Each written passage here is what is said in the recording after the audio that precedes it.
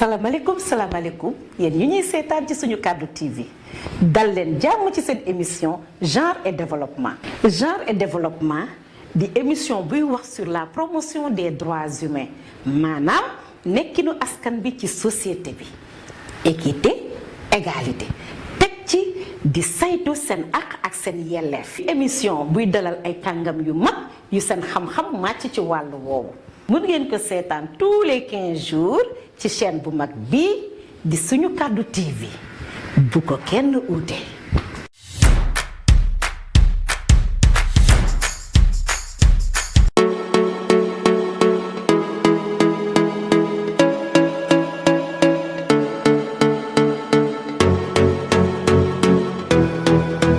salaamaaleykum mbokk yi ñuy seetaan ci suñu Kaddu TV dal leen jàmm ci seen émission genre et développement. ñuy nuyu kilifa diine kilifa aada yi di nuyu sénégalais yépp di nuyu population bi ñuy seetaan di souhaiter ñëpp une très bonne fête de l'indépendance ñuy ñaan yàlla Sénégal jàmm rek di fi am di seet ñi nga xam ne ñoo ngi tëdd ci lalu hôpital yi di leen ñaanal yàlla fëgg seen bopp ñi nga xam ne ñoo ngi ci prison yi ñi leen di ñaanal yàlla ñu génn fa ba ñu réinsérer leen waat ci population bi way daw yi ñi leen di ñaanal yàlla xaral leen àjjana way nuyu nag sama chroniqueur El Hadj Malick Sow chroniqueur sama chroniqueur bu yaa ngi bi tey foog ma taxine ko tey moom foog ma kii ko xam nga comme tey moom fête indépendance la tey moom foog ma kii la tuuti macha allah di ko nuyu comme ni ma koy waxee rek chroniqueur sama chroniqueur bu ñaawul bi macha allah spécialiste en genre et développement di nuyu aussi sama invité docteur Sagna Doudou Sagna docteur maa ngi lay nuyu maa ngi lay fay di la ziar bu baax a baax a baax a baax Malick. waaw ñu ngi lay nuyu di la ziare it di nuyu sunu invité bi docteur Sagna di ko wax mu dal ak jàmm ci émission bi di ñaan yàlla lépp liñ fi wax rek mu doon li askan bi di jëriñu rawatina ci jigéen ñi nga xam ne ñoom moom daanaka débat tey bi di nuyu également téléspectateurs yi ak mbokki internet yi ñuy suivre di leen wax bonne fête de l'indépendance yal nañ ko fête at yu bëree bëri et surtout dans la paix aussi au Sénégal. Merci beaucoup. Encore une fois may nuyu sama invité docteur Doudou Sagna di médecin gynécologue tey nag comme ni ko Malick waxee tey moom suñu mbokk jigéen yi dinañu kontaan parce que bu ñu waxee gynécologue mën naa ne mooy docteur jigéen yi di xaritu jigéen ñi di jàppale jigéen ñi docteur ñu ngi lay nuyu. waaw jërëjëf madame Sarr maa ngi lay nuyu di nuyu également sa équipe di ko commencer ci Sow di rafetlu invitation bi di wax ni que ni li ngay def ñu ngi koy gis à travers les réseaux sociaux yi genre de développement bi important surtout émission bi nga xamante ni ñëpp dañ koy suivre di profiter également ci occasion bi di lancer un appel à tous les Sénégalais parce que tey la seen fête anniversaire indépendance muy moment bu solennel ci vie d'une nation donc toujours ñu ñaan yàlla rek yàlla def fi jàmm yàlla tamit def ñu nekk benn unité sociale unité nationale cohésion nationale pour que ñu nekk benn nañuy wax xëccandoo doorandoo ndax Sénégal nekk dëkk bu naataange amiin di la gërëm tamit si invitation bi te waxtaan également lu am solo si santé jigéen ñi la santé des femmes merci beaucoup waaw docteur jërëjëf comme ni nga ko waxee rek ñuy kontaan ci bés bi ndax tey mën naa ne tey Sénégal yëpp fii ndax bu ñu nee indépendance mooy moomeel jeex na fi buumu jaameel dog na wax dëgg yàlla macha allah ñu nga nekk médecin gynécologue nee naa yaay xaritu jigéen ñi. dëgg la médecin gynécologue nag mooy ki nga xam ne mooy faj jigéen ñi n'est-ce pas léegi mënu doon la laaj lan mooy cancer ndax tey jii tam boobu la ñëw jël pour waxtaane ko cancer mooy lan. surtout cancer gynécologique. lan mooy cancer nag xam nga wala fi ñoom yenn saa dañuy wax jàngoro bu bon bi mais jàngoro comme yeneen jàngoro yi te tamit nit ñi tamit war ñu di ragal wala di am benn tiitaange bu ñu ko amee feebar la bu xaw a doy waar cancer surtout cancer gynécologique moom jigéen ñi kese lay dal ndax jigéen dañoo am benn ay cër yoo xamante ni ñoom rek ñoo ko am cancer gynécologique boo ko déggee mooy cancer bi dal jigéen wàllu ween cancer du sane cancer njurukaay bi cancer bu potitu njurukaay bi ak cancer bu kanamu jigéen ñi yenn saa ak fii ne la ñuy wax ovaire yi yenn saa wax ay cancer. cancer nag boo ko déggee maladie la boo xam te maladie bu chronique la dafa am yoo xam ne daf ko mooy particularité am. maladie bu chronique la maanaam maladie bu yàgg la du juddu rek tey màgg tey dafay am benn temps boo xamante ni la. ci lay màgg. si lay màgg. si misaal boo jëlee ba am cancer du sein. mooy cancer ween bi. entre jàngoro bi mu lay dugg. ak bi bul bi di feeñ. mooy mandarga bi nekk ne cancer mooy signe dominant bi. dina dem ba juróom-ñetti at. 8 ans. oui à 26 à 8 ans. ci lay door a feeñ. si la manifesté wu di gën a feeñ.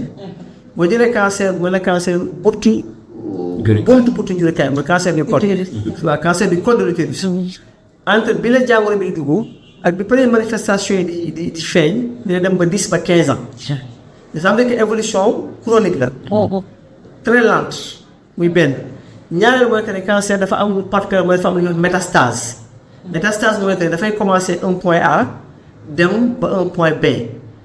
mën nga am benn cancer si boppu njurukaay bi cancer du col au début fa lay nekk et mu métastasé wu dem ba nekk si foie bi wala dem ba si poumon bi wala dem ba si cerveau bi. loolu si particularité cancer la bokk mooy métastase. benn bi aussi mooy que ne cancer boo mënti gis mën na dal cellule yaram bi yëpp mën na am cancer. parce que cellules yi nga xam ne ñoo koy dundal ñoo ngi jékki-jékki dof. donc dootu répondre si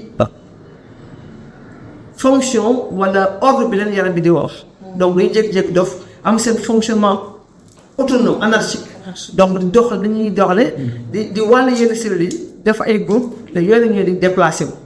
loolu mooy troisième bi. quatrième bi aussi ñoo xam ne que ne cancer boo ko teelee gis donc mën na wér à 100%. mais boo ko yéex a gis faj bi dina metti dina yàgg dina cher te yenn saa yi doo si am résultat juste dañ lay accompagner mooy yenn saa yi dañuy nekk suñu chimiothérapie à long terme. moo tax ñu bëgg a insister surtout si benn phénomène mooy li ñuy wax prévention bi.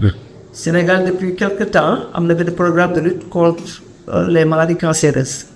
un plan stratégique. boo xam te axe bi yëpp si prévention bi la. axe bi aussi mooy que nit ñi xam lan mooy mandarga cancer dama teel a dem consulter.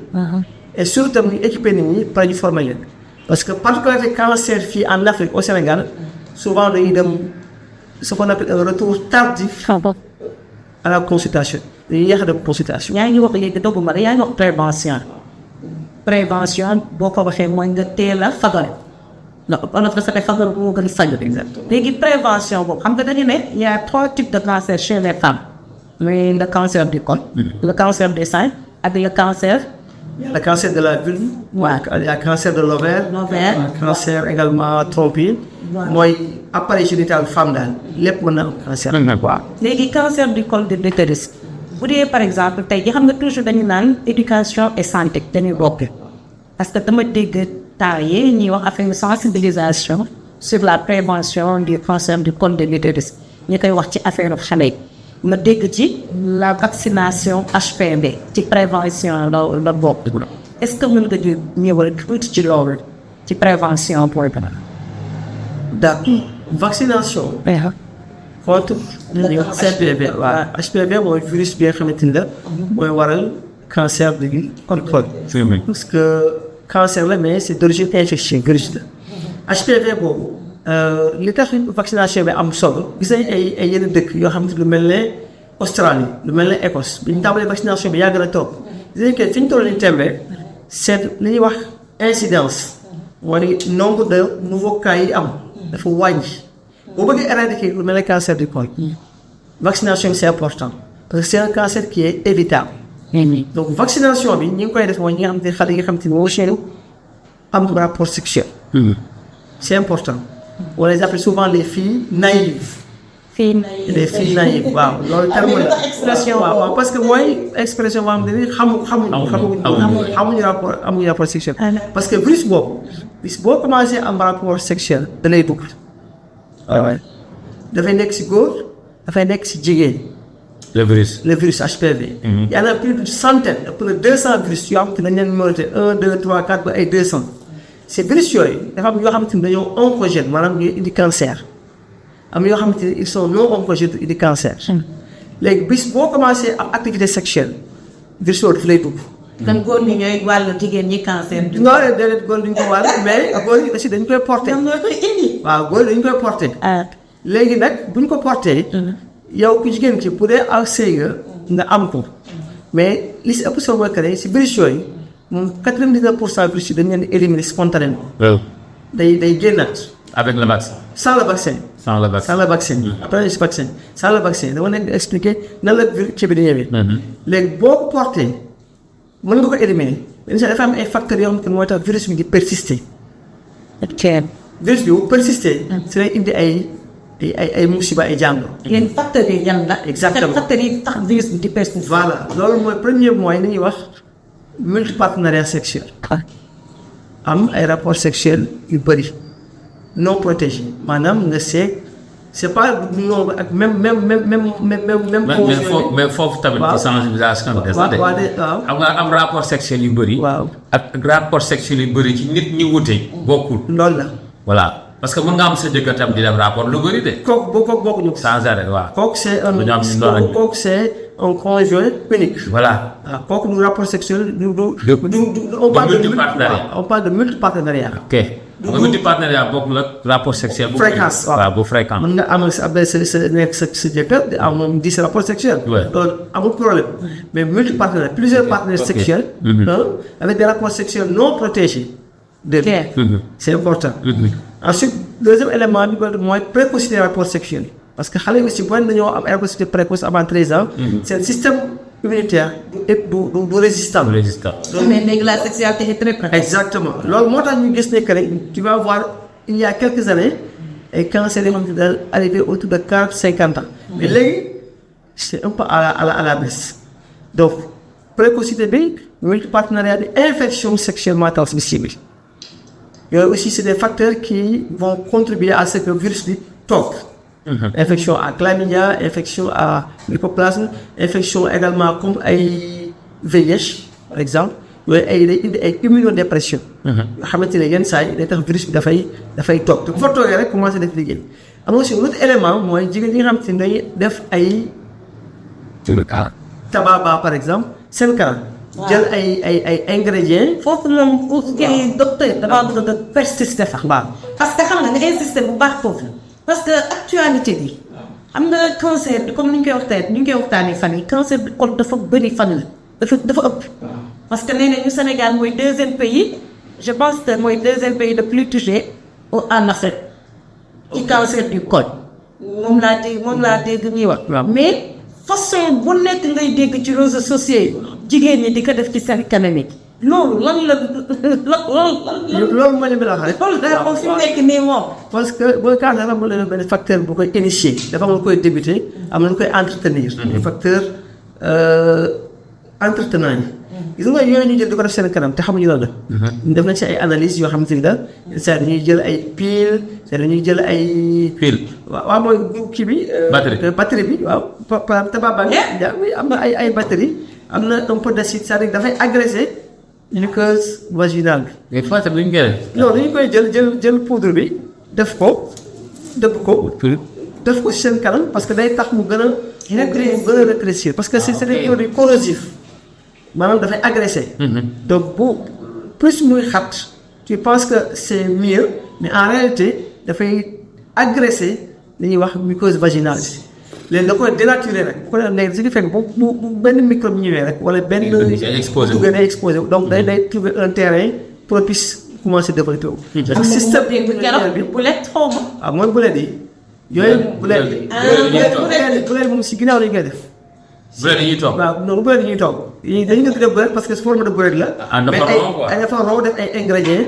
bulet yi day am ay oméga 3 ay huile d'olive ay. ok waaw dañu koy def seen ginnaaw. mais tey ñu nekk ci. waañ di toog pour yokk seen fes malheureusement. waaw pour yokk seen fes ay saa crée d'énormes dégâts donc pour revenir un peu pour wane que ni facteurs yi nga xam ne mooy tax virus boobu di toog mooy.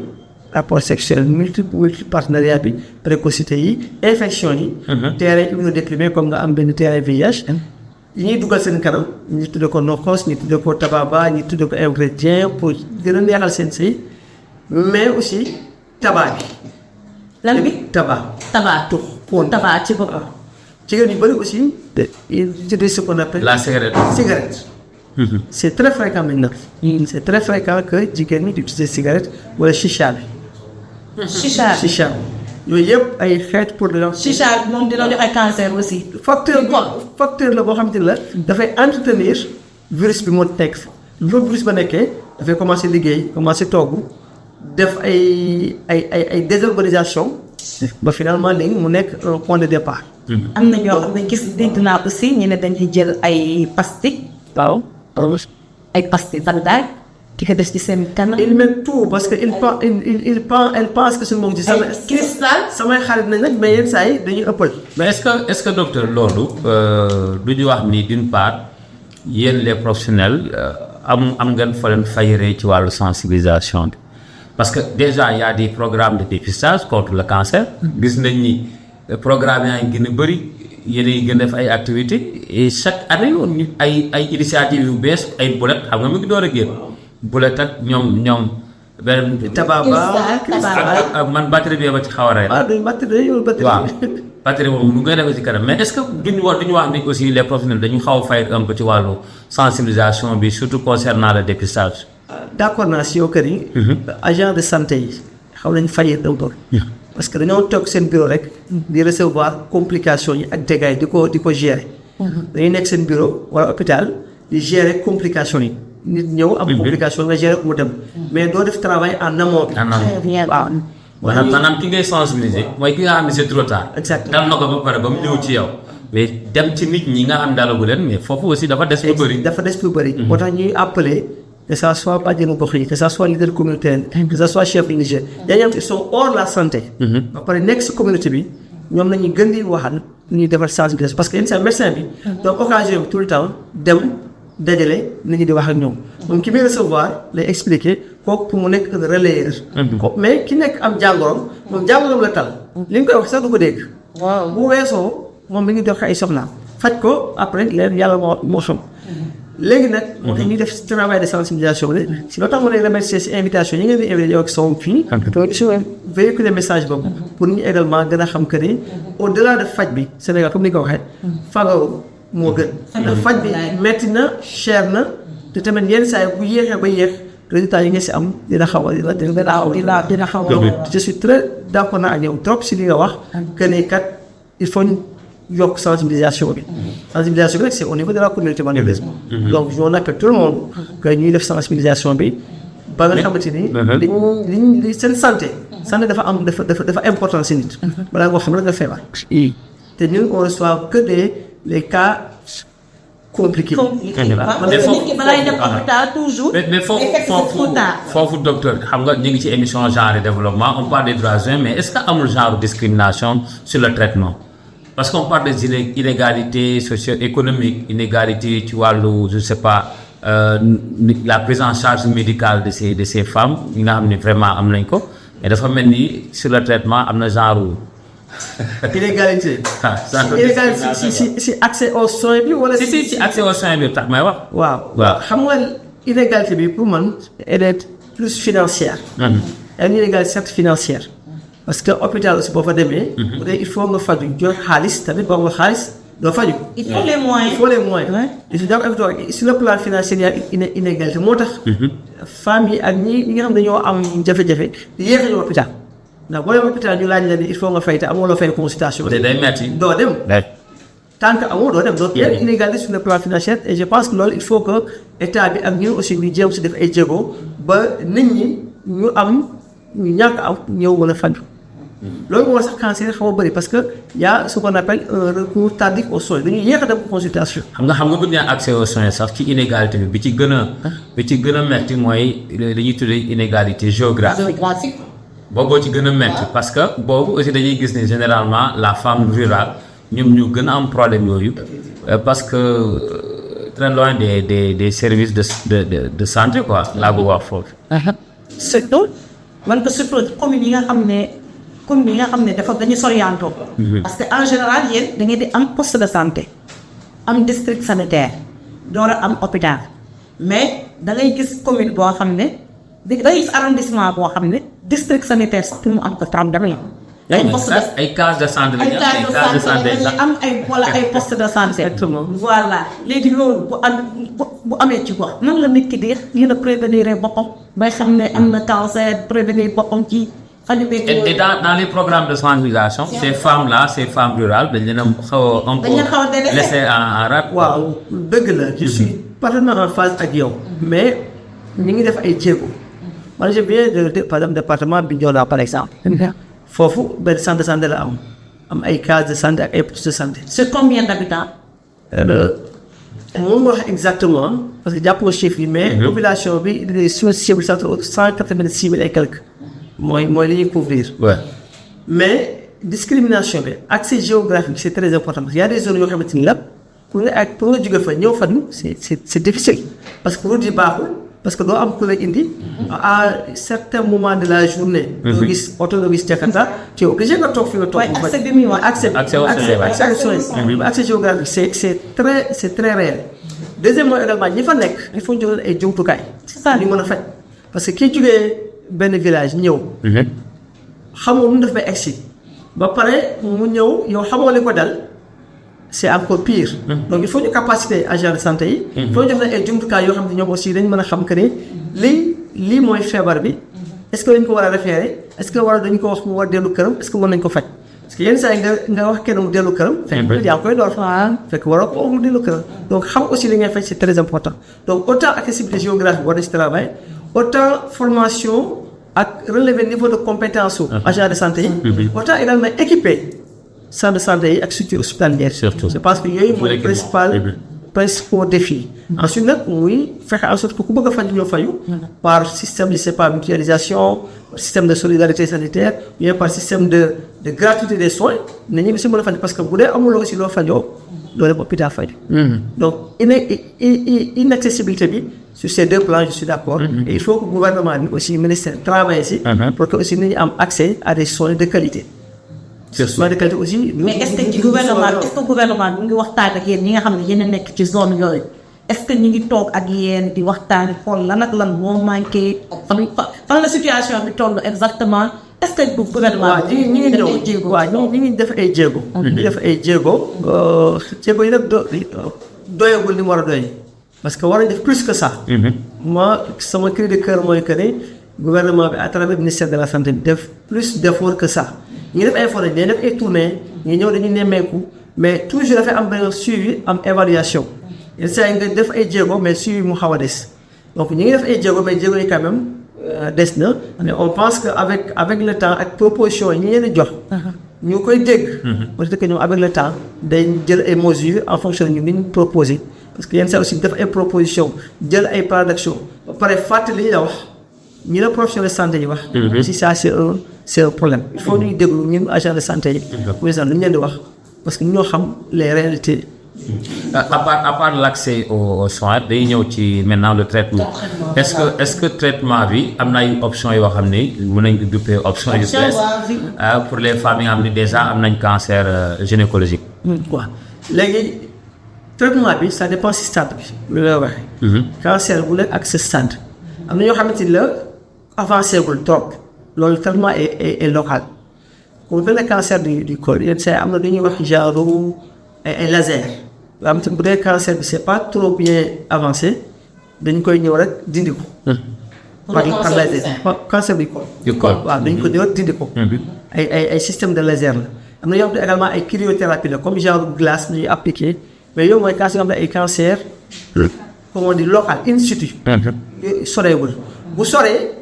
am na benn méthode mooy def chirurgie bi. mooy dindi ween bi. wala dindi bustu yëgukaay bi. parce que foofu la cancer bi nekk. donc da nga dindi source bi. bu dee également avancé dafa avancé. y a d'autres méthodes comme ay radiothérapie et chimiothérapie yoo xamante ne par exemple cancer bu jógee ci col bi dem ci foie bi wala dem ci poumon bi. loolu ay médicaments la ñu. docteur togguma la mais chimiothérapie bi aussi damay dégg gars yi ne day accélérer cancer. moom am na malade yu bëri ñoo xam ne dañ par exemple da ngay def chimiothérapie nga commencé ko sa expérience de vie bu amoon boo waroon dund 6 mois nga dund 9 mois de. gars yi ñeneen question la de dañ ma li ma laaj yëpp dañ ma kaa envoyé dafa am pour ma envoyé message dina ma laajal ma ko docteur ndax sama yaay dafa feebaroon amoon cancer du col man ci sama bopp dama ko doon bul def chimio bi mais sama yaay daal dafa génn médecin yi ñëw wax ak moom xam nga rek mu accepté def chimio mais daal bi mu defee chimio dañ ne woon dese na ko 6 mois mais matu sax 3 mois mu dee waaw. loolu daal c'est une question comment demander de effectivement juste après chimio du ko accélère.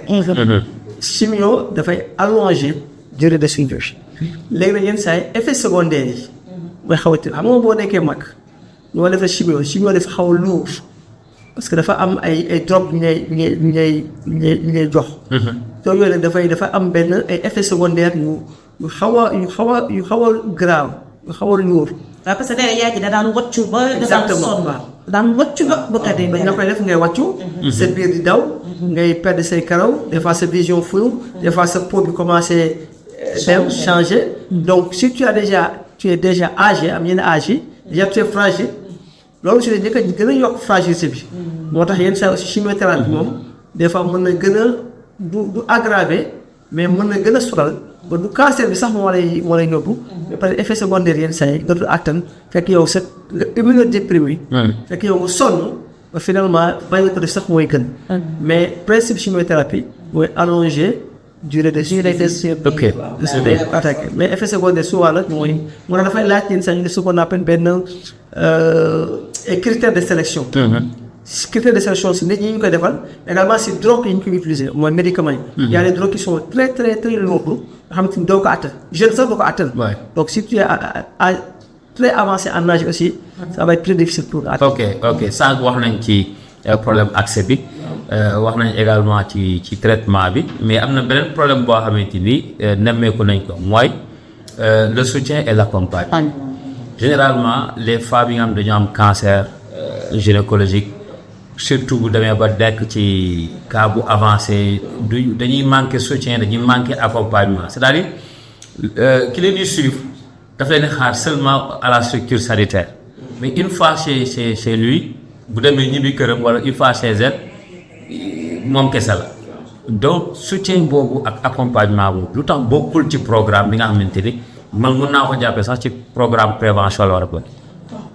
programme bi li nga wax sow loolu mooy li ñuy wax accompagnement psychologique. accompagnement émotionnel. Ouais. parce que am na moom bu fa tollee accompagnement kese nga war def te loolu même bokk si ce qu'on appelle les soins palliatifs. mais manqué na Sénégal. waaw soins palliatifs manqué na Sénégal. parce que du ñu dem au-delà de soins yi. parce que soins yi question yi ñëw rek nit ki ñëw nga defal ko garab. soins moo gën a large si loolu. soins dafa am ay soins yoo xamante ni sur le plan psychologique da nga koy accompagner sur le psychologue. sur le plan social da nga koy accompagner mais également sur le plan social. da ko war a accompagner. loolu à la fois médecins yi seen rôle ñoom kese mais communauté bi moo ne communauté bi mooy parents yi. bu ñu nee accompagnants yi tantes yi sœurs yi. rakk yi mag yi ñëpp dañoo war a accompagner ñoom. léegi nag cancer de boo xam ne dafa xaw a day yàgg. c'est-à-dire nit ñi dañuy xaw a. feebar dafa yàgg. ma koy accompagner depuis 5 ans boo amulee ak Pastef dëgg wala nga am. da nga koy abandonné. te ki feebar sax du bëgg loolu def. waaw du bëgg loolu parce que day jàpp ne mi ngi sonal nit ñi. faj bi cher na. chaque semaine mu dem. nit ñi gis ne dañuy occupé moom day occupé nit ñi yëpp. donc moom si boppam fekk na mu nekk moo kenn saa yi day dem ba fi laa war a ñu daan teel nga leen noppal. loolu nag moo manqué. parce que dès si cancer day am mais il faut que nañu xam ne que ni mën nañu ko accompagner te si pays développé yi pratiquement loolu xaw nañu ko éradiquer. il faut que mu nekk un stade très très avancé. yoo am nañu ay services yoo xam te ay service oncologique la ay services de soins palliatifs la dañuy def sax ay soins à domicile. donc fekk sa ba sa kër dafa la ay soins à domicile loolu nag moo fi manqué je pense qu'il faut ñu intégrer ko. si programme de lutte contre les maladies cancéreuses. mooy soins palliatifs yi accompagnement maladie aussi et surtout dans ce qu'on appelle communication yi parce que maladie aussi il faut ñu xam li leen dal. si ñun aussi on repousse des fois si ñuy annoncer maladie yi. comment on les traite. parce que yenn saa yi nga xaw a banaliser benn. parce que boo nekkee si benn milieu des fois nga banaliser feebar bi mais c'est notre devoir. ñu accompagner avec les soins mooy soins cliniques yi. Ouais. mais également avec d'autres soins mooy soins palliatifs yi mooy soins psychologiques yi mooy soins sociaux yi mooy également soins yi nga xam te environnementaux yi nga xam te fokk yi parents yi ñëpp dañ ci war a ànd. aussi kéem dafa am cancer moom bañ a wéet. parce que bu wéetee rek dafay accélérer. Quand tu es seul dans une maladie day accélérer le processus de. te mën na jur yeneen conséquences. mais est-ce que di ngeen évaluer ces programmes-là ces programmes de sensibilisation yeeg yeneen est-ce que réellement di ngeen ko évaluer ba génne un peu les manquements pour parfaire parce que gis nañ chaque année surtout bu ñu tolloo ci octobre rose c'est comme si les femmes dañuy jàpp ne le cancer c'est seulement le sein et le sein parce que dañuy jàpp ne c'est le mois l'octobre rose ci la ñuy wax cancer jigéen ñi te cancer yëpp ween la ñuy wax ween te gis nañ ni vraiment li nga fi développé ni c'est le cancer qui attaque les organes génitaux de la femme donc est-ce que ces programmes sont évalués pour ñu mën a xool manquement yi pour parfaire. De plus en plus ces programmes sont évalués wax dëgg yàlla gis nga plan bi ñuy wax plan stratégique contre les maladies cancéreuses bii nii. plan la boo xam ne c'est 2025-2029. mais vous l'avez évalué sans la communauté hein. La démarche n'était pas participative te loolu bokk na ci droits humains. xam nga waaw parce que quand il s'agit de sensibiliser. vous impliquez les bàjjenu gox la communauté yi ñëpp mais boo leen nee war a évaluer gars yi dañ koy wax. ñenn ñooy tëju en séminaire rek jël per diem xam toog noos après évaluer bàyyi ñi nga xam ne woon ci terrain bi. ñi nga xam ne ñoom ñooy dem évaluer loo xam ne ñoom xamuñu lu xew ci loolu moom c'est à bannir. loolu moom vraiment c'est à bannir parce que ñu nekk si terrain bi ñoo gën a xam. lan la terrain bi soxla. léegi nag plan yi dañ koy def dans un premier temps dañ ko évaluer parce que gis nañu que ni musul am. plan boobu musul am. parce que gis nañu que ni chimiothérapie dafa nañ ko gratuité radiothérapie bi ñu ngi koy subventionné bien que équipement yi doyagul. mais est-ce que loolu nit ñi xam nañ ko gratuité chimiothérapie bi est-ce que nit ñi est-ce que xam nañ ko. nit ñi est-ce que nit ñi dañuy ñi fay dafa mel ni ñuy fay chimiothérapie moo ëpp de. waaw ñu ngi fay yéen parce que yenn saa aussi ñu am ay obstacles. yenn saa yi sur le plan par exemple. donc ni ñu mën a wax gratuité ba pare ba pare wax ay yenn saa yi. waaw yenn saa yi moom ay obstacles. obstacles yoo xamante moo ni tax a fay. doo fay mais di nga jël produit yi nga jël produit yi. peut-être ak doo ko fay mais yenn saa yi nga jël produit yi parce que produit yi mën na manqué. hôpital mën nañu ko bañ a. foofu amul gratuité. non. bu produit yu manqué. bu la ci delloo ay produits dañu produit rek gratuité amatu fa. parce que nag produit bi mooy du cher rek. waaw li ngay fajoo garab moo cher mais faj dañ ay fonctionnaires de l'État lañu dañ leen di fay weer wu dee donc dañoo war a nit ki feebar dafa war a ñëw ñu faj ko. waaw mais bu demee ba ñu ne gratuité cela veut dire que dañu war a produit yooyu ñuy jënd. dañ waruñu ko jënd état ci boppam moo war a jël produit yi mettre à la disposition des hôpitaux bu ko defee ku ñëw di def chimio nga bañ a fay foofu la ñuy waxee gratuité. je suis d'accord. parce que bu ñu nee gratuité comme césarienne xam nga dañu ne gratuité doo fay. mais tey jii bu ñu nee gratuité césarienne nga dem ñi césarienne la nga kii nga fay foofu gratuité amu fa. kon boog nañu xool état ñu xool nan lay def ba produit boobu maladie dootuñu ko jënd. ñu mën ci am accès. ay manquement la ay insuffisance il faut le connaître. dañ lay yóbbante. dañ lay yóbbante. nga waxal ñu ne ministre de la santé cher na trop accès bi ci boppam moo distinct moo sibiru sax boo ko defee Doliprane bi ñu lay fajee da nga koy jënd. booy def noo leen koy waxee kii saliné eau saline. waa sérum saline. sérum sax da nga koy jënd. piqûre bi kii bi ñu lay defaree sérum da nga koy jënd donc vraiment cri du cœur ba dañ maa yóbbante nag. non li ngay wax lii yëpp gis nga li ngay wax lépp waaw soog waaw. donc question la rek par rapport à la recherche parce que gis nañ ni vraiment.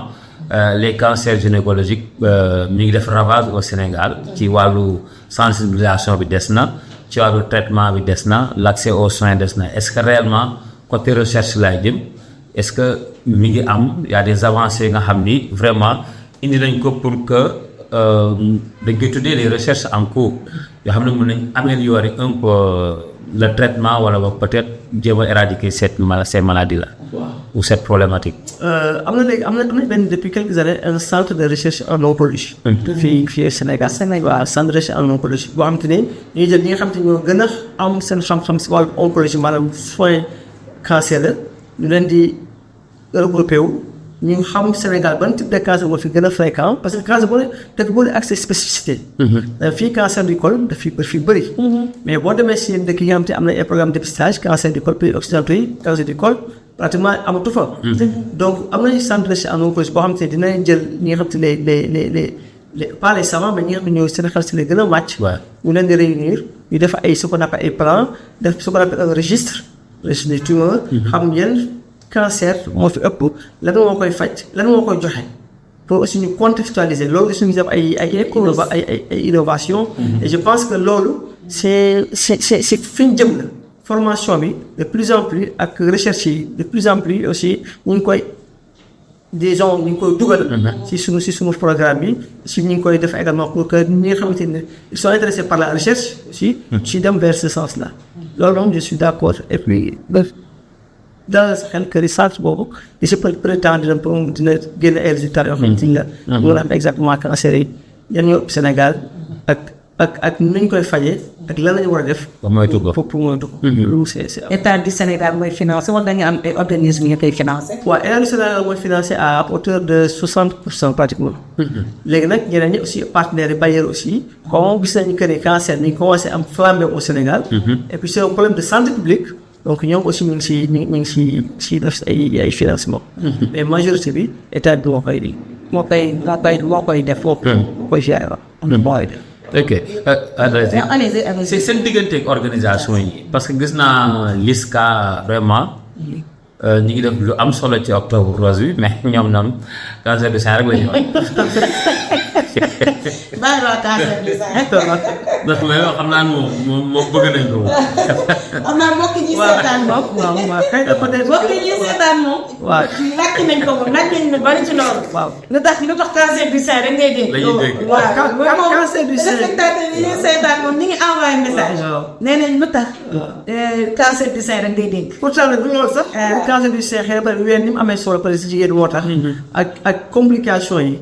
dak ween yooyu yëpp moo tax jigéen ñi si nañu gën a am focalisé cancer du col moo xaw a gën a nëbbu parce que nit ki mën na ko xaw a yéex a dem hôpital mais LISCA si cancer yëpp lay li tax ñu ngi cancer lay wax mais nag cancer du sein nag peut-être que si jigéen ñi tamit ñoo ëpp si dañ siy communiquer mais rassurez-vous que en matière de cancer LISCA si cancer yëpp octobre rose nag dañ ko déggee mois cancer mais mu cancer kese cancer du sein mais cancer du col moo ëpp. mais dañ lañu gën a wax si col moo ëpp. xëy na peut-être ween bi xëy na peut-être suñu jigéen ñi aussi ak bon si sama point de vue peut-être moom gis nañu que ni sur le plan esthétique sur le plan social aussi valeur bi et puis muy lu métti par exemple ñu tàgg sa ween.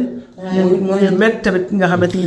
xam nga sànq da nga ñëw ci organes génitaux yi généralement li koy indi bulet yeeg et cetera mais pour le cancer du sein du ñu wax lu koy indi généralement. waaw on parle de facteur de risque. waaw facteur de risque mooy yi nga xamante par exemple mën na ko sabab. un exemple par exemple sur le plan familial de plus en plus. facteurs familiaux cancer du sein am na maanaam bu dee par exemple yow sa mag sa yaay sa maam wala sa seex dafa am y a une possibilité pour nga am. héréditaire là sur le plan héréditaire. ok c'est un facteur. yeneen facteur par exemple ñuy wax surpoids wala obésité wala am yaram. yenn saa yi c'est un facteur de cancer par exemple. du sein. am na aussi benn facteur bu ñuy wax facteur par exemple hormonodépendant mooy hormone yi. dafa am ay hormones yu jigéen di sécréter ñuy wax oestrogène ak progestérone. Oestrogène boobu par exemple c'est un facteur boo xamante ne prédisposant à la survenue par exemple des cancers du sein. moo tax ñu naan par exemple ñi nga xamante par exemple dañuy nàmpal. waaw dañuy nàmpal par exemple. ñooñu am nañ prédisposition ñi nga xamante ne dañoo yéex a am doom. ñi nga xamante ne par exemple dañoo ménopause tardivement. wala ñu jël seen puberté précoce ay facteurs parce que ki nga xamante ne dafa am puberté précoce am ménopause tardive mosul nàmpal mosul am doom li muy sécréter si hormone boobu dafay bëri. par rapport ki nga xam ne am na grossesse boo amee grossesse hormone boobu peut-être doo ko sécréter. donc gis nañu que ni facteurs yooyu ñuy wax facteurs hormonaux. bokk na si li koy indi. et d'ailleurs même ñi nga xam ne par exemple dañuy nàmpal. on considère que ni ay résultats wala nañu ko ni boo nàmpalee sa doom le dire dans 2 ans par exemple. dafay am réduction d'environ 1,6 à 1,8% si yow sa risque nga am cancer du sein. mais dégg naa ñi nga xam ne aussi amuñu doom mais seen jëkkër yaa ngi nàmp seen wéy di aussi dégg naa ko ñu am cancer du sein. waaw loolu. nàmpal ponkal moom. waaw xam nga. màcc waaw xam nga ween moom li tax mu ak fonction. produit du lait nàmpal xale. léegi nag nàmpal sa borom kër wala mag. gis nañu que ni am na une réduction effectivement. réduction de pas trop significative quand même. faut pas que nag ñu jàppale que ni nàmpal mag mooy tax doo am cancer. faut pas non du mooy tax nga bokk na ci tam. la réduction n'est pas aussi significative que ça. dina ko wàññi. mais nag c'est pas aussi comparé ak nàmpal sa doom. c'est différent. ak nàmpal mag parce que booy nàmpal sa doom. c'est parce que soow day génn. ak soow day génn non seulement soow day génn. day sonn rek mais ween bi ngay nàmpal sa doom. dañ ko préparer. parce que ëmb nga. mu am ay modifications. nga accoucher. ween bi commencé xel bi soow bi. donc moom préparé nañ ko. bu dee nag ki nga xamante ne amul sa am nga préparé nga xëy suba di nàmpal. kër wala ponkal. loolu aussi y a une. c'est pas trop significatif mais il y a un effet boo xam ne waaw il y a un effet positif. c'est un effet. am na solo waaw. moom effet bu positif la. docteur bu positif rek am na solo. waaw ensemble. kii téléspectateur yi daal. boobu soxal na leen tool. nàmpal mag boobu daal soxal na leen. mais am na aussi nu mu bëggoon kii docteur ñu ñëw si. xam nga dama ne xale bi nga xam ne dafa am kii précoce sexualité précoce. rapport sexuel précoce. waaw rapport sexuel précoce. moom mooy risque bi. facteur gën a risque. mais aussi am na ñu mën a naa la laaj parce que dañuy dégg bu njëkk ba ñu naan yow jigéen waroo sol yére boo xam ne góor sol nga ko ba pare. comme par exemple nit ki mën na am cancer du col sans autant mu def rapport sexuel bi parce que nee nañu comme par exemple mun nga sol yére boo xam ne kooku et il a été infecté par nga sol yéreem fekk yére aussi am na lu si nekkoon mu jox la cancer ñu ne naa la laaj ndax loolu aussi c'est avéré wala. waaw loolu c'est pas avéré. cancer du col c'est vrai que c'est une maladie contagieuse c'est une maladie sexuellement transmissible. parce que virus bi mu ngi waxee ça se transmet par voie sexuelle. mais quand tu as porté dara. du ko joxe. parce que kon mbokk téléspectateurs yi cancer du col c'est transmis par voie sexuelle. loolu peut-être IST lay indi peut-être. yooyu ay IST. même IST sax mën na ko may indi peut-être mën na indi ay allergies. mën na indi peut-être ay érosion kanam bi xasan ak yooyu. mais du indi. mais loolu aussi dina indi beneen type de cancer. ban si. kii bi érosion yeeg kii yi ngay. maam loolu muy indi. waaw mënul indi par exemple bu kii bi di def microbe yi di yéeg ci saa bi wala affaire bi mënul indi benn. par exemple bu dee da nga sol culotte bu gauche. bu dee c'est pas propre. mën na la indi sa badab ay infection. léegi infection yooyu aussi bu dee yow jëloo si ay mesures. waaw infection yi facteur comme la facteur entraîneur la. waaw moo tax ñu bëgg jigéen ñi aussi. une attention mooy que ni ñuy dem di consulter wu. bu ñu gisee dara leen jaaxal ñu dem di consulter bu ñu gisee par exemple ay écoulement ay pertes. yoo xamante ni la xamuñu ko seen kanam di xasan. ñu gis deret par exemple ngay sëy ak sa jëkkër gis deret une fois 2 fois. wala ngay am ay pertes yoo xamante ni pertes yu mal odorantes la. wala sa kanam di xasan n'hésite pas faut pas que ce soit une question tabou. faut pas que nga ragal. waxtaan ko ki nga ko war a waxtaane. nga teel dem consultation. sinon après yooyu ñuy indi également li ñuy wax complication yi parce que day nekk loo xamante ni dafay évoluer à bas bruit. nànk-nànk lay def. finalement bis muy manifesté wu. ça va être trop tard. donc dem consulter wu précocement c'est très important et loolu aussi c'est le message que ñëpp war nañ xam wala dafa am lu lay metti demal nga consulté wu rapidement bul toog di xaar parce que toog di xaar bi mooy indi peut-être ëllëg ay anam. te cancer dafa am boo xam dafa bénin am boo xam ne dafa malit léegi bénin bi mooy bi nga xam ne da lay dal te bu nga xam ko nga kii ko mais bu malit bi mooy da lay dal. cancer moom fu mu nekk rek mooy malignité mooy malignité. ok docteur sama question. waaw maintenant yenn saa yi wax tumeur bénigne ak wax tumeur maligne. tumeur mooy genre boule bu formé wu. mel ne par exemple kyste. kyste loolu tumeur bénigne parce que loolu du cancer mais fu ñu nee tumeur maligne rek foofu cancer maanaam dafay sosu fenn après commencé multiplier wu commencé laal. mais bu ñu nee tumeur bénigne comme fibrome yi nga dégg par exemple comme kyste yi nga dégg fi ñu nekk foofu la ñu nekk dañ fa bouger. mais par contre cancer. dana jóge si col bi dem si utérus bi dem si ovaire yi dem si foie bi dem si vessie bi et cetera. mais tumeur bénigne moom mooy que ni loolu du cancer mais foo déggee maligne cancer. et fibrome mënul indi cancer. non non fibrome cancer. mënul indi cancer mënul indi cancer. sama question docteur c'est par rapport ak seen organisation bi su ma juumul am ngeen une organisation qui regroupe l'ensemble des médecins gynécologues. Est-ce que mën nga ñëwaat un peu l'objectif de cette association lan moo ko tax a jóg et quelles sont les activités que vous comptez développer au sein de l'association.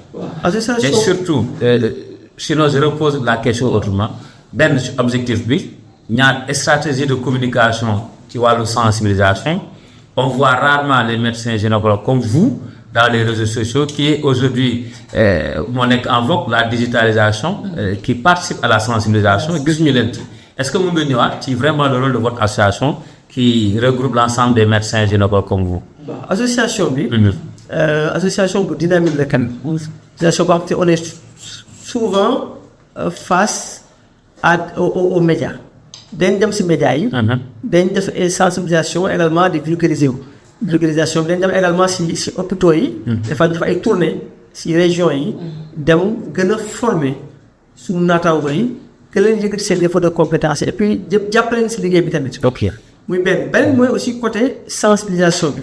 de plus en plus on s'est rendu compte on a fait une introspection. mais que bu ñu demul ci digitalisation bi dafa am benn espace bu ñëwee occupé.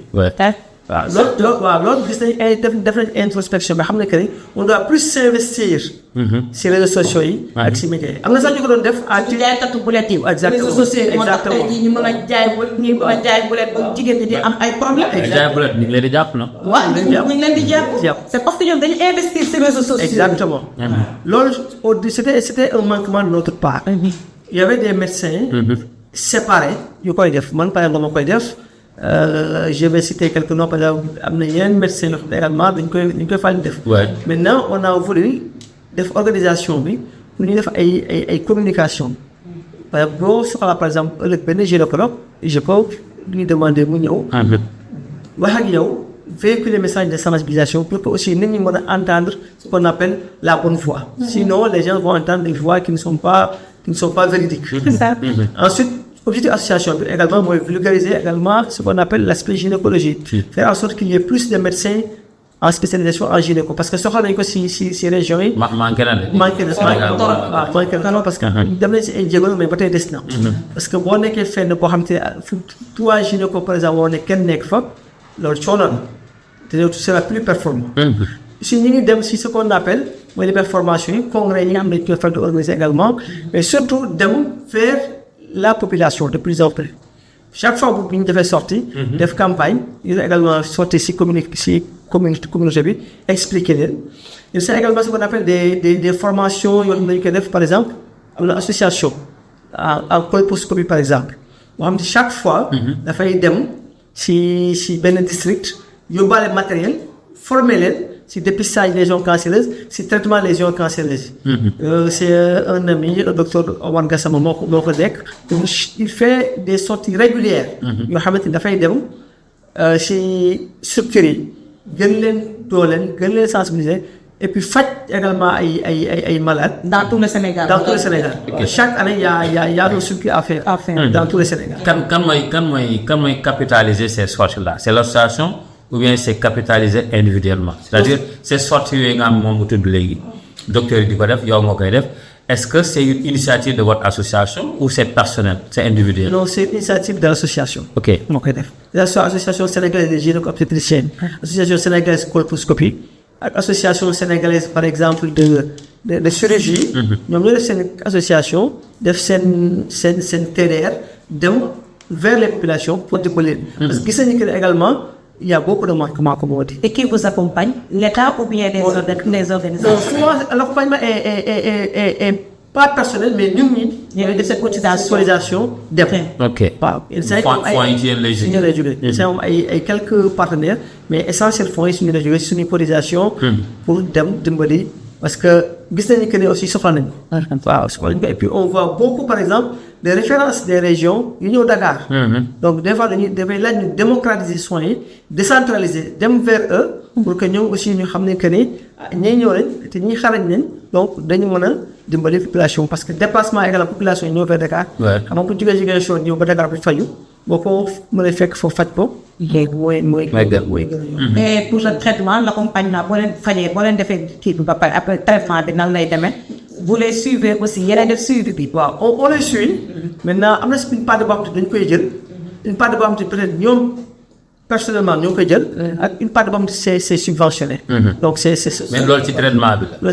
mais ci accompagnement bi par exemple est-ce que l'association mos na jël benn un psychologue pour le suivi pour l'accompagnement d'une malade ngeen def ci seen alal quoi je veux dire. si c'est très fréquent. C'est très fréquent ça dépend des cas si on voit que cas bi dafa nécessiter que ne un accompagnement psychologique particulier. ñun on a d'autres collègues. nekk en psychologue on leur demande gratuitement de venir en aide à telle personne ñu def ko gratuitement. léegi action yooyu association bi def bu nekk des actions citoyennes man action citoyenne laa tuddee est-ce que réellement yéen a ngi koy capitaliser à travers des rapports annuels ou mensuels évaluer par exemple su ma la woon association bi ci at bi ñu génn nii ñaata ngeen suivre ñaata ngeen traité ci initiative association bi est-ce que l'autorité de tutelle le ministère de la santé ils sont au courant des actions que vous menez sur le terrain loolu aussi jot na aussi ngeen ci prononcé. on fait des rapports.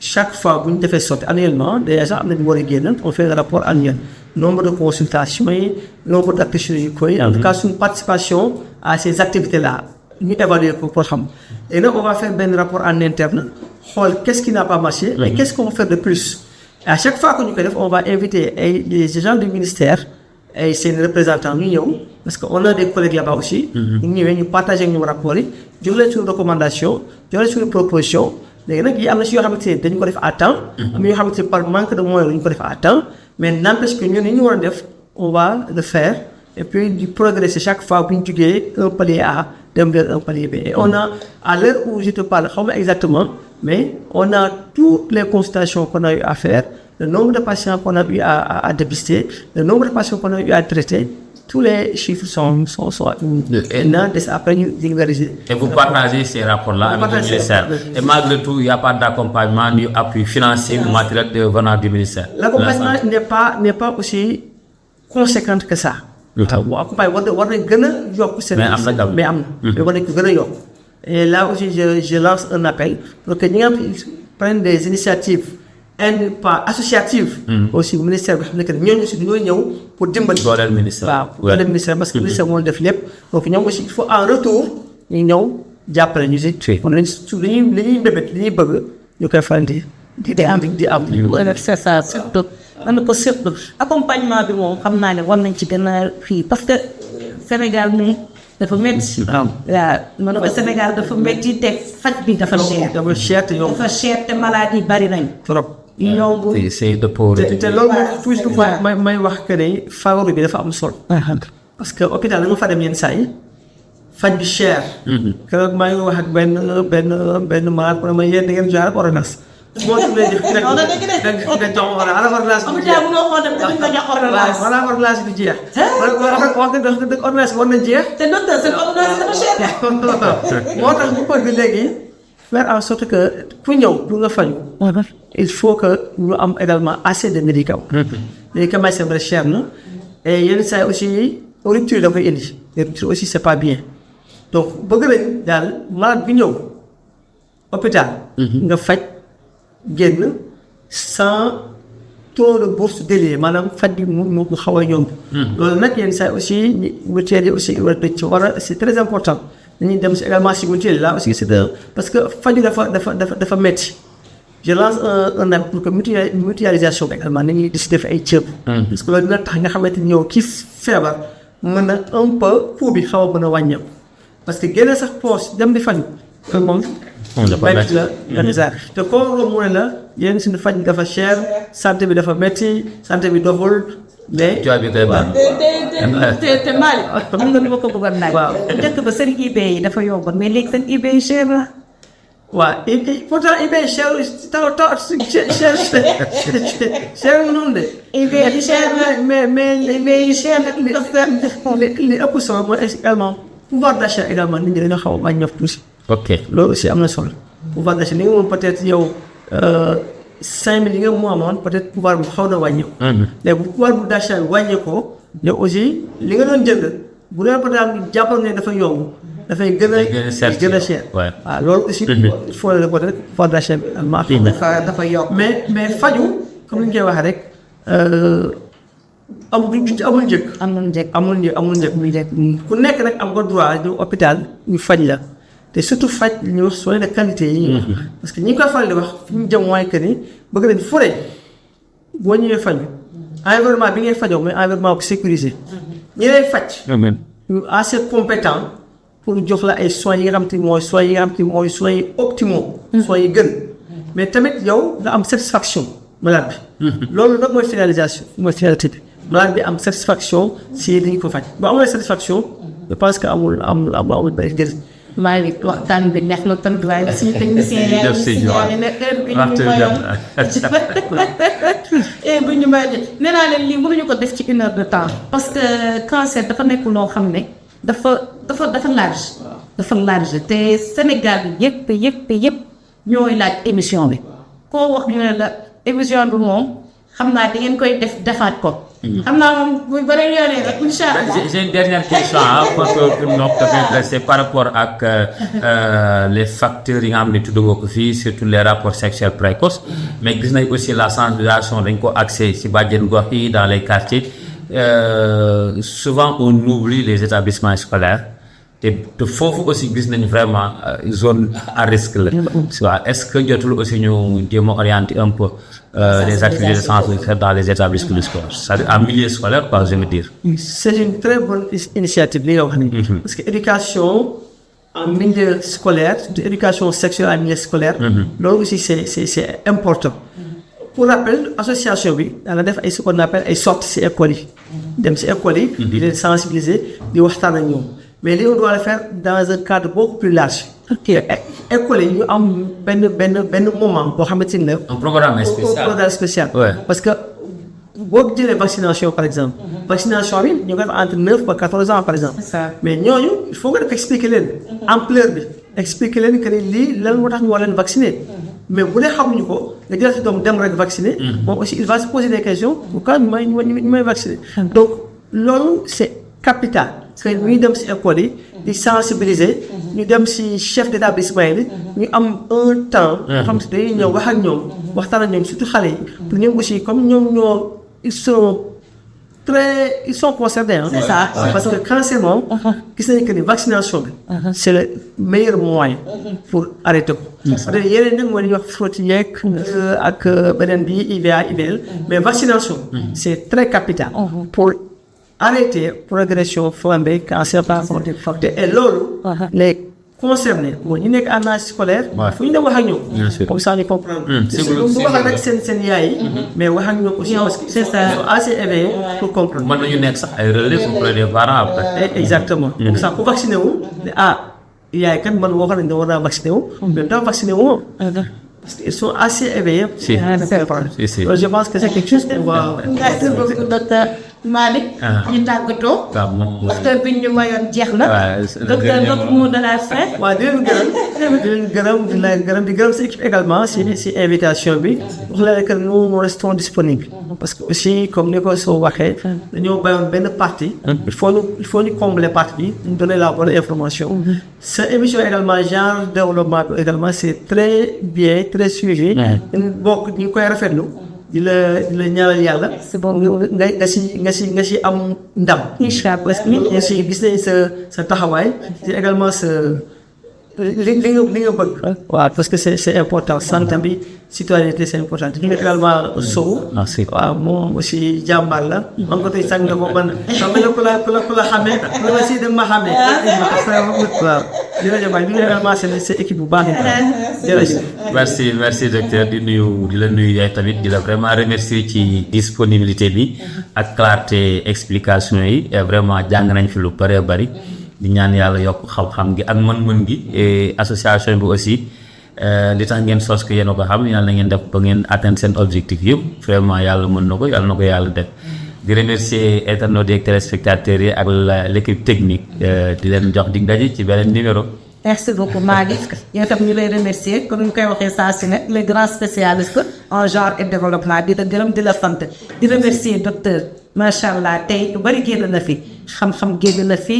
wane nga ne tey jii jigéen ñi war nañu éviter lu bari pour mën a éviter yenn cancer yi surtout cancer du col nga xam ne dafay def ravage au niveau du Sénégal ñu lay sant di la gërëm bu baax a baax di kontaan vraiment ci wuysi bi nga wuysi di gërëm nag aussi internautes yi di gërëm aussi téléspectateurs yi nga xam ne ñoo ngi doon seetaan di remercier nag sama caméra woman soxna Astou Cissé di ko ñaanal moom tamit àjjuma jàmm incha allah di nuyu aussi Mamadou Sène moom tamit nekk ci service technique bi muy sama xarit di sama chéri di nuyu Ndeye Aïcha Fall Ndiaye di ko remercier moom tamit nekk ci service technique bi di remercier ñëpp di balu ñëpp di baal ñëpp tey nag soxna Yacine Seck moo jaar ci sañse mi waaw tey moo ma sañse moo koy sant di ko gërëm di wax ne moom tamit mu ngi Pikine tali bu mag ku bëgg ci yu baax yi na nga dem foofu am na sac am na dàll am na tissu salon de coiffure la yor salon de couture di jox dig daje nag ci beneen émission genre et développement merci.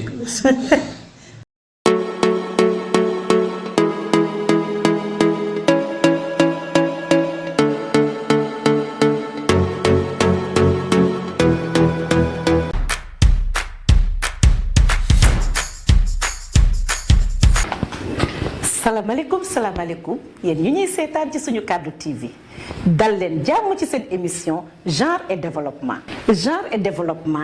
di émission buy wax sur la promotion des droits humains maanaam nekkinu askan bi ci société bi équité égalité teg ci di saytu seen ak seen yelleef émission buy dalal ay kàngam yu mag yu seen xam-xam màcc ci wàllu woowu mun ngeen ko seetaan tous les 15 jours ci chaîne bu mag bii di suñu Kaddu TV bu ko kenn uute